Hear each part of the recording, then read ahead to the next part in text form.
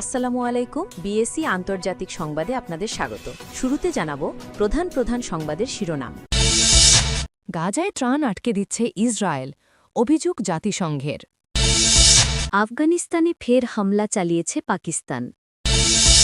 সোমবার থেকে রাস্তায় নামছে আওয়ামী লীগ। মেসিকে নিয়ে আর্জেন্টিনার স্কোয়াড ঘোষণা, বাদ অভিজ্ঞ কয়েকজন। পাকিস্তান ভারত সংঘর্ষে ভূপাতিত যুদ্ধবিমান নিয়ে ট্রাম্পের নতুন দাবি। জোট বাদ দিয়ে আসন সমঝোতা কি জামায়াতের গোপন কোনো কৌশল? গাজায় ত্রাণ আটকে দিচ্ছে ইসরায়েল, অভিযোগ জাতিসংঘের। ফিলিস্তিনের গাজায় ইসরায়েল ত্রাণ আটকে দিচ্ছে বলে অভিযোগ করেছে জাতিসংঘ। সংস্থাটি জানিয়েছে ১০ অক্টোবরের যুদ্ধবিরতির পর থেকে ইসরায়েল গাজায় ত্রাণ পাঠানোর ১০৭টি আবেদন বাতিল করেছে। এসবের মধ্যে কম্বল, শীতের পোশাক এবং পানি ও স্বাস্থ্যসেবা ব্যবস্থার প্রয়োজনীয় সরঞ্জামও ছিল। ইসরায়েলি অনুমতি না পাওয়ার কারণে এগুলো এখনও আটকে আছে। শুক্রবার ৭ নভেম্বর এক প্রতিবেদনে এই তথ্য জানিয়েছে সংবাদমাধ্যম টিআরটি ওয়ার্ল্ড। বৃহস্পতিবার এক সংবাদ সম্মেলনে জাতিসংঘের মুখপাত্র ফারহান হুক বলেন, আমাদের অংশীদার সংস্থাগুলোর তথ্য অনুযায়ী ১০ অক্টোবরের যুদ্ধবিরতির পর থেকে ইসরায়েলি কর্তৃপক্ষ কম্বল, শীতের পোশাক এবং পানি, স্যানিটেশন ও স্বাস্থ্যসেবার প্রয়োজনীয় যন্ত্রপাতি সহ ত্রাণ প্রবেশের মোট ১০৭টি আবেদন প্রত্যাখ্যান করেছে। তিনি জানান, প্রত্যাখ্যাত আবেদনগুলোর প্রায় ৯০% ছিল ৩৩০টিরও বেশি স্থানীয় ও আন্তর্জাতিক বেসরকারি সংস্থার পক্ষ থেকে। এর অর্ধেকেরও বেশি আবেদন ইসরায়েল এই যুক্তিতে বাতিল করেছে যে গাজায় ত্রাণ পাঠানোর জন্য সংস্থাগুলোর অনুমতি নেই। আফগানিস্তানে ফের হামলা চালিয়েছে পাকিস্তান। তুরস্কের ইস্তাম্বুলে যুদ্ধবিরতি জোরদারের লক্ষ্যে নতুন করে আলোচনার মাঝেই আফগানিস্তানের ভূখণ্ডে পাকিস্তান গোলাবর্ষণ করেছে বলে অভিযোগ করেছে কাবুল। বৃহস্পতিবার আফগানিস্তানের সামরিক বাহিনীর একজন কর্মকর্তা ও প্রত্যক্ষদর্শীরা এই তথ্য জানিয়েছেন বলে খবর দিয়েছে ফরাসি বার্তা সংস্থা এএফপি। আফগানিস্তানের সামরিক সূত্র বলেছে, পাকিস্তান হালকা ও ভারী অস্ত্র ব্যবহার করে বেসামরিক এলাকায় গোলা নিক্ষেপ করেছে। প্রত্যক্ষদর্শীরা বলেছেন, প্রায় ১০ থেকে ১৫ মিনিট ধরে গোলাবর্ষণ করেছে পাকিস্তানের সামরিক বাহিনী। পরিচয় প্রকাশ না করার শর্তে ওই সূত্র বলেছে, ইস্তাম্বুলে চলমান আলোচনার প্রতি শ্রদ্ধা জানিয়ে আমরা এখনও পাল্টা আঘাত করিনি, তবে এই বিষয়ে পাকিস্তানের সেনাবাহিনী তাৎক্ষণিকভাবে কোনো মন্তব্য করেনি। গত মাসের শুরুর দিকে কাবুলে একাধিক বিস্ফোরণের পর দুই দেশের সীমান্তে সংঘর্ষে অন্তত ৭০ জনের প্রাণহানি ঘটে বলে জাতিসংঘ জানিয়েছে। নিহতদের মধ্যে ৫০ জনই আফগান বেসামরিক নাগরিক। পাকিস্তান ভারত সংঘর্ষে ভূপাতিত যুদ্ধবিমান নিয়ে ট্রাম্পের নতুন দাবি। মার্কিন প্রেসিডেন্ট ডোনাল্ড ট্রাম্প এ বছরের মে মাসে পাকিস্তান ভারতের মধ্যে সংঘর্ষে ভূপাতিত যুদ্ধবিমানের সংখ্যা নিয়ে নতুন দাবি করেছেন। এবার তিনি আগের সংখ্যা থেকে সংশোধন করে জানিয়েছেন, মূলত ৮টি বিমান ধ্বংস হয়েছিল। বৃহস্পতিবার ৬ নভেম্বর এক প্রতিবেদনে এ খবর দিয়েছে জিও নিউজ।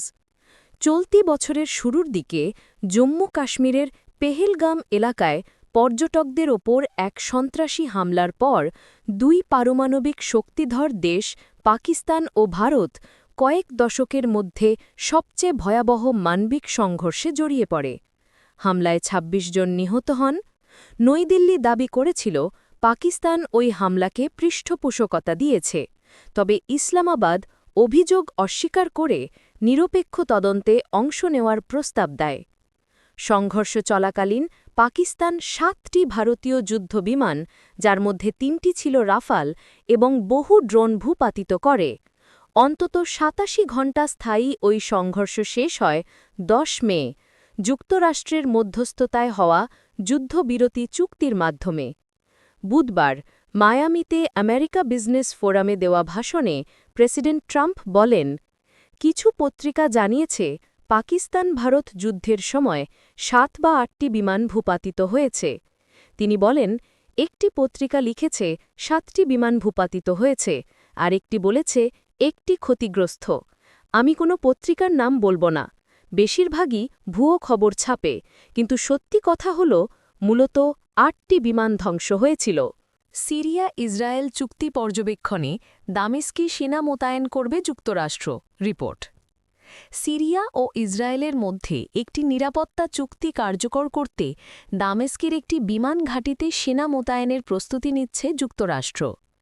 বৃহস্পতিবার ৬ অক্টোবর বিশ্বস্ত ৬টি সূত্রের বরাতে এ তথ্য জানিয়েছে রয়টার্স। প্রতিবেদনে বলা হয়, ইরানের মিত্র এবং দীর্ঘদিনের সিরীয় নেতা বাশার আল আসাদের পতনের পর সিরিয়া কৌশলগতভাবে যুক্তরাষ্ট্রের সঙ্গে যে সম্পর্ক স্থাপন করছে, মার্কিন বাহিনী মোতায়েনের এই পদক্ষেপ তারই একটি বড় লক্ষণ। ধারণা করা হচ্ছে, সিরিয়া ও ইসরায়েলের মধ্যে নিরাপত্তা চুক্তির অংশ হিসেবে দক্ষিণ সিরিয়ার কিছু অংশে সৈন্যমুক্ত অঞ্চল তৈরি হওয়ার কথা। এই বিমান ঘাঁটিটি সেই অঞ্চলের প্রবেশদ্বারেই অবস্থিত। মার্কিন প্রেসিডেন্ট ডোনাল্ড ট্রাম্পের প্রশাসনের মধ্যস্থতায় চুক্তিটি সম্পন্ন হচ্ছে। মেসিকে নিয়ে আর্জেন্টিনার স্কোয়াড ঘোষণা, বাদ অভিজ্ঞ কয়েকজন। তরুণ গোলরক্ষকদের অভিজ্ঞতা অর্জনের সুযোগ করে দিতে অভিজ্ঞ এমিলিয়ানো মার্টিনেসকে আর্জেন্টিনা জাতীয় দলের বাইরে রাখার পরিকল্পনা আগেই জানা গিয়েছিল। তিনি সহ বেশ কয়েকজন পরিচিত মুখ ডাক পাননি নভেম্বর উইন্ডোর জন্য লিওনেল স্ক্যালোনির ঘোষিত দলে, যেখানে দলের প্রাণভোমরা লিওনেল মেসি আছেন। এছাড়া প্রথমবারের মতো ডাকা হয়েছে ৩ জনকে। আগামী ১৪ নভেম্বর আফ্রিকান দেশ অ্যাঙ্গোলার সঙ্গে প্রীতি ম্যাচ খেলবে আর্জেন্টিনা। তার আগে আর কোনো ম্যাচ না থাকায় স্ক্যালোনির দল স্পেনে প্রশিক্ষণ ক্যাম্প করবে। আসন্ন ম্যাচের জন্য ঘোষিত স্কোয়াডে আর্জেন্টিনার স্থানীয় ক্লাবগুলোয় খেলা ফুটবলারদের ডাকা হয়নি। তুলনামূলক কম গুরুত্বপূর্ণ এই প্রীতি ম্যাচের জন্য এসব ক্লাব যেন ক্ষতির মুখে না পড়ে, সেটাই চিন্তা ফেডারেশন এএফের সভাপতি ক্লনিও তাপিয়ার। সোমবার থেকে রাস্তায় নামছে আওয়ামী লীগ। আওয়ামী লীগকে বাদ গিয়ে বৃহত্তর মানুষের সমর্থনকে অগ্রাহ্য করে বাংলাদেশে ভোট করতে দেওয়া হবে না, এই মর্মে আগামী সোমবার ঢাকা তথা দেশের রাস্তায় নামতে চলেছে আওয়ামী লীগ। প্রসঙ্গত, আগামী ১৩ নভেম্বর বাংলাদেশ আন্তর্জাতিক অপরাধ আদালত আওয়ামী লীগ নেত্রী শেখ হাসিনার মামলায় সাজা ঘোষণার দিন জানাবে। ট্রাইব্যুনালের বিচারপতি গোলাম মর্তুজা মজুমদার গত মাসে এই সিদ্ধান্তের কথা জানিয়েছিলেন।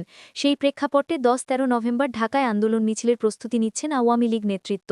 ১৩ তারিখ ঢাকায় লকডাউনের ডাক দেওয়া হয়েছে। দলের প্রেসিডিয়াম সদস্য জাহাঙ্গীর কবির নানকের কথায়, গত বছর ৫ অগস্ট আওয়ামী লীগ নেত্রীকে হত্যা চক্রান্ত করেছিল মৌলবাদীরা। সেটা করতে না পেরে তথাকথিত আদালতের মাধ্যমে রায় ঘাড়ে চাপাচ্ছে। ১৩ তারিখ ঢাকা শহরের অফিস আদালত সব বন্ধ করে দেওয়া হবে। বাংলাদেশের মানুষ মোহাম্মদ ইউনূসকে চায় না। দেশটিকে পাকিস্তানের ঘাঁটিতে পরিণত করা হয়েছে। বাংলাদেশ এখন জঙ্গি রাষ্ট্রেই নামান্তর। গত ১৪ মাস আওয়ামী লীগ নেতা ও কর্মীদের উপর পীড়ন, অত্যাচার, গুম খুন চলছে বলে দাবি করেছেন জাহাঙ্গীর। কিন্তু আওয়ামী লীগের ডালপালা অনেক দূর পর্যন্ত বিস্তৃত। আইয়ুব খানও পারেননি, এরশাদও পারেননি আমাদের শেষ করতে। গত এক সপ্তাহ সমস্ত গ্রেপ্তারকে উপেক্ষা করে জেলা সদরগুলিতে ছোট ছোট মিছিল করেছি। আমাদের নেতাকর্মীদের দেওয়ালে পিঠ ঠেকে গিয়েছে, তাই প্রত্যাঘাতের সময় এসেছে। আওয়ামী লীগ নেতৃত্বের বক্তব্য, শেখ হাসিনা তার আশ্রয়স্থল থেকে দলের তৃণমূল পর্যায়ে দীর্ঘ নির্দেশ দিচ্ছেন, উজ্জীবিত করছেন। ৭১-এর যুদ্ধের ধাঁচে তিনি ডাক দিয়েছেন যার যা আছে তাই নিয়ে রাস্তায় ঝাঁপিয়ে পড়তে। কবির নানক বলেন, বিএনপি নেত্রী খালেদা জিয়া একবার আওয়ামী লীগকে বাদ দিয়ে সরকার করেছিলেন। জনগণ সেই সরকারকে ১৫ দিনে ছুঁড়ে ফেলে দেয়। নেতাকর্মীদের জেলখানায় ঢুকিয়ে দিয়ে আওয়ামী লীগকে দমিয়ে রাখা যাবে না।